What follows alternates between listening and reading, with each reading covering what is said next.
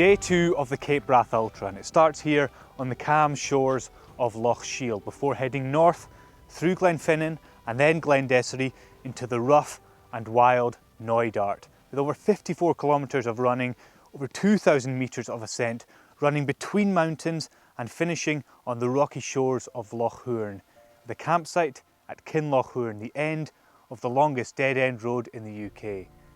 Today, they're running through history and in the footsteps of royalty, Bonnie Prince Charlie, because it's right here in 1745 the Jacobite uprising began.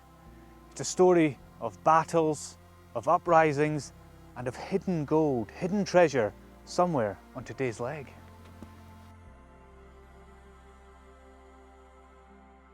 Heading into the wilds, there's a mandatory kit list of things that need to be carried, and you've got to be self-sufficient and navigate yourself.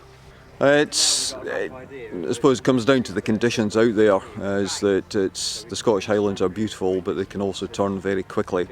So yeah, the list of mandatory items you need to have for your own safety, and it's okay whilst you're running. So things like insulation and that, it's okay whilst you're running, you may not need it, but if something does happen, you need to have a survival bag. They give you half a chance, the same with insulation. I'm Alistair Gibson, Glenfinnan Estate Manager, Forester, Stalker, General Dog's Body.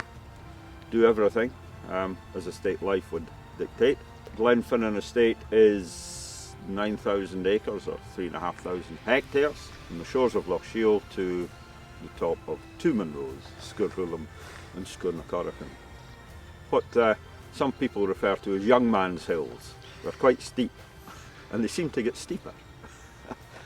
And one bit of wildlife they're bound to see, bound to experience, is the midges. Oh, would you have any tips plentiful for them? Keep running. Don't stop. Every step the runners take today is a step through history, and to understand some of that history, let's quickly go back to 1745.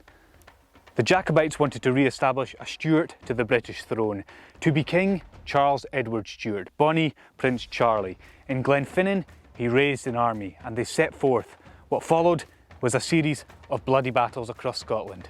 Ultimately, they weren't successful, and defeated at the Battle of Culloden in 1746, Bonnie Prince Charlie fled and lived his life in exile.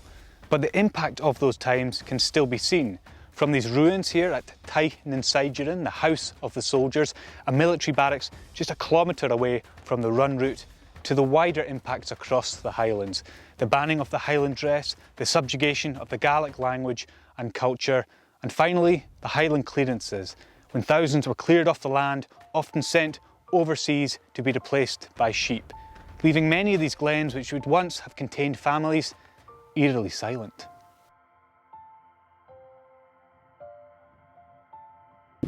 Today, runners will pass close to the shores of the mighty Loch Arkaig, which has its own place in the Jacobite tale. Remember that lost treasure I talked about? A shipment of gold was sent from Spain to support the Jacobites. However, at some point it became lost and is said to be hidden today near or in Loch Arkaig. Now, the mandatory kit today didn't include goggles, but I've got mine. But yes, Jacobite gold payment for the troops was hidden, and possibly Loch Arkaig. Sack the race, I'm off to find my fortune.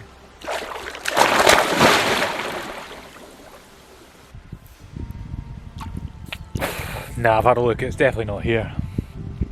But little did the runners know, the gold they were looking for was in fact all around them at all times. The scenery of the West Highlands.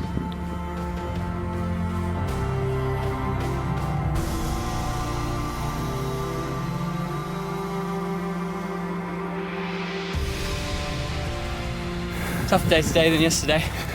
Been in a few bogs, which has been fun. But yeah, still enjoying it, so.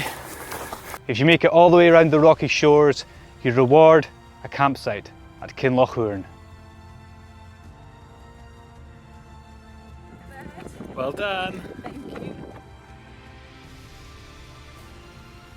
Oh, isn't that a beautiful sight? It is. Little ups, little downs. It was a good day though. Really, really enjoyable. It's just, the scenery is something else, honestly. Just so beautiful. And more to come, so looking forward to tomorrow.